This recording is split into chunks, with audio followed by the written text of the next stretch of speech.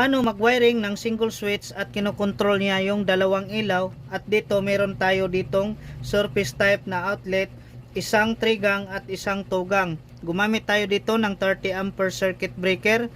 So galing sa load side ng circuit breaker, ito yung supply natin na 220 volts.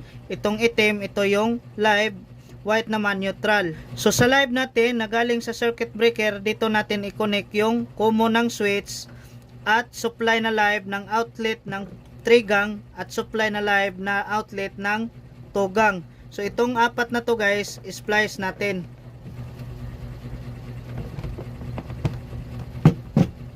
Next, dito naman tayo sa return ng switch. Return ng switch, dito natin i-connect yung supply na live ng valve 1 at supply na live ng valve 2. So itong tatlo guys, splice natin. Next, dito naman tayo sa neutral. Neutral na supply na galing sa load side ng circuit breaker. Dito natin i-connect ang neutral na supply ng valve 1, neutral na supply ng valve 2, neutral na supply ng 3-gang na outlet at neutral na supply ng 2-gang na outlet. So itong lima guys, splice natin.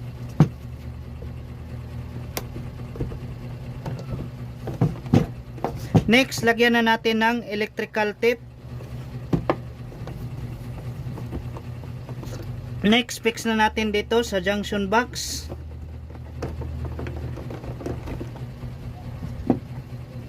Next, lagay na natin yung valve.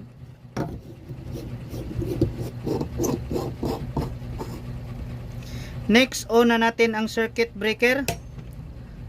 Next, on na natin ang switch. Dapat magkasabay itong ilaw, itong dalawang valve. Yan. Next, ikuna natin ng supply itong dalawang outlet gamit yung multi-tester. So, set natin sa alternating current. Check natin itong outlet na 3-gang.